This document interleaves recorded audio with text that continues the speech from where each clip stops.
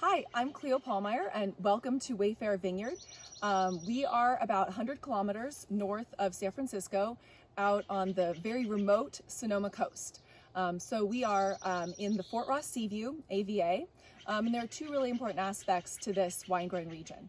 The first is the proximity to the Pacific Ocean, which acts like a huge air conditioner for this region. We are just 4 miles from the Pacific.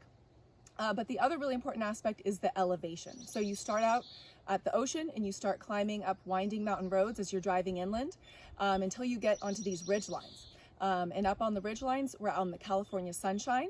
The vineyards are planted along these ridge lines surrounded by redwood forests. So we are a warm spot in an otherwise cool area, which is perfect for Pinot Noir and Chardonnay. Just to give you a little background on Wayfarer, it starts with my dad, who got into the wine business in the 80s with Pahlmeyer in Napa Valley. His dream was to make his own mouton. Over the years, he became increasingly entranced by the wines of Burgundy, which led him out here to the Sonoma coast. Planted this vineyard in 2002, and for several years we were blending it with a couple other vineyards and bottling it under the Pahlmeyer label. I got involved with the family business in 2008. And as I started to learn more about Wayfarer, really started to recognize it as an incredible vineyard that really deserved to have an estate label. So with our amazing team, I got to bring the Wayfarer label to life with the vineyard that my dad had the vision for. And so we started bottling the Wayfarer wines, we started harvesting the first vintage for Wayfarer, and that was 2012. And we're just thrilled to now have the wines with you in the UK.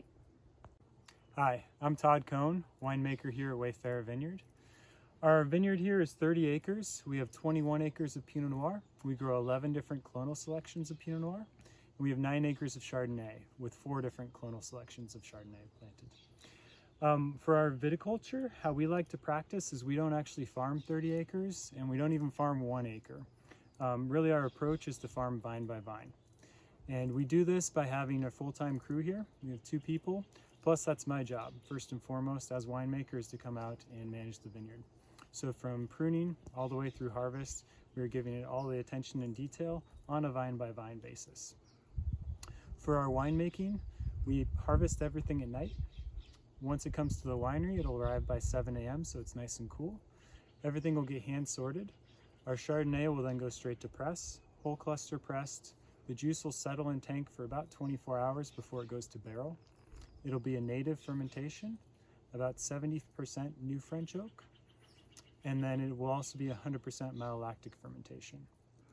This fermentations will all take place in fall and winter, and by January I will start tasting each barrel. Our blending process is barrel by barrel from January through March. Once we have what we like, what Cleo and I both like, then in the winery we'll do the actual blend in April. For our Chardonnay, it gets blended as a dirty racking, meaning we take all of the lees with the Chardonnay to put it up with the wine.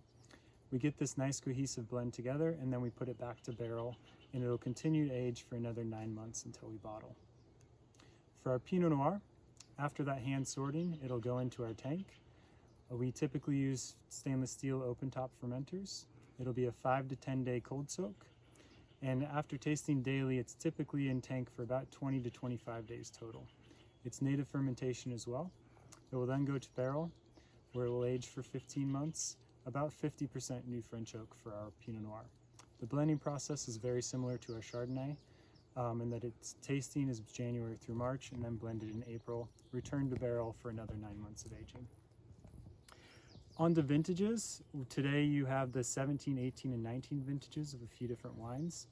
Our 17 vintage, for me, that's almost a yin and yang of finding this balance of 2 extremes. 17 was the most rainfall we've ever had at Wayfarer. It was over 85 inches of rain. Typical for us is around 65 inches. However, that's countered by it was also a very warm summer, very warm and dry.